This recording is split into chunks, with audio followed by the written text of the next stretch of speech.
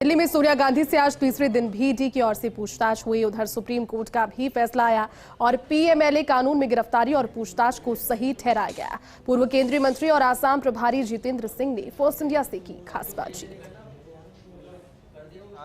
पूर्व केंद्रीय मंत्री जितेंद्र सिंह हैं जो CWC मेंबर भी हैं और आसाम के प्रभारी हैं।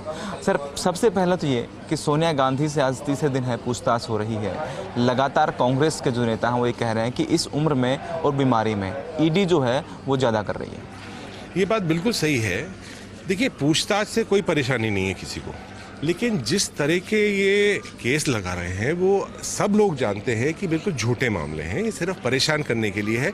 और कश्मीर से कन्याकुमारी आप हर प्रदेश के अंदर जाएंगे, जहाँ जहाँ ऑपोजिशन के मामले रहे हैं, चाहे वो फारूक अब्दुल्ला जी रहे हो कश्मीर में या तमिलनाडु के अंदर स्टैलिन हो, इन सबों के ऊपर चाहे शरद पवार जी हों, चाहे ममता बनर्जी हों, चाहे TRS के लीडर हों, पूरे देश के अंदर जहाँ भी विपक्षी सरकार होती है वहाँ उन मुख्यमंत्रियों के ऊपर, वहाँ के नेताओं के ऊपर झूठे केस लगाए जा रहे हैं। इसकी आपत्ति है।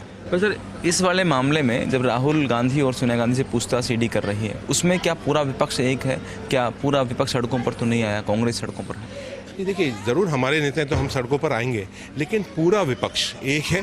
उन्हें जॉइंट स्टेटमेंट दिया है, पार्लियामेंट के अंदर उन्हें साथ दिया है, क्योंकि ये सिर्फ एक मुद्दा सिर्फ कांग्रेस पार्टी का ही नहीं है।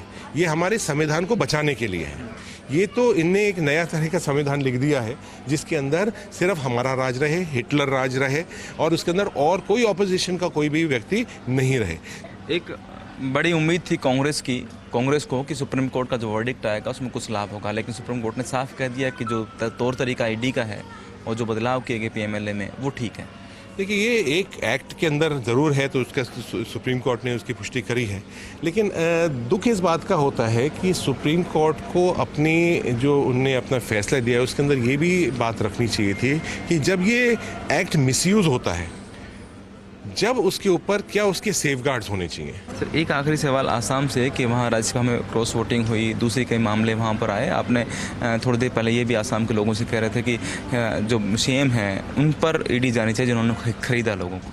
बिल्कुल सही बात है, क्योंकि देखिए, आप सबसे पहले तो बात ये आती है कि आज जिस तरह की क्रॉस वोटिंग हुई है बहुत सारी जगहों के ऊपर, पूरे देश के अंदर बहुत सारे क्रॉस वोटिंग हुई है, उसके ऊपर कोई कार्रवाई नहीं हो रही है। इसके ऊपर CBI को जांच करनी चाहिए कि क्रॉस वोटिंग क्यों हुई है, क्योंकि ये सामने आई है कि करोड़ों रुपए दिए गए हैं चुनाव से एक रात पहले, और उन करोड़ों रुपयों को एक MLAs को और एक सांसद को दिए जाते हैं।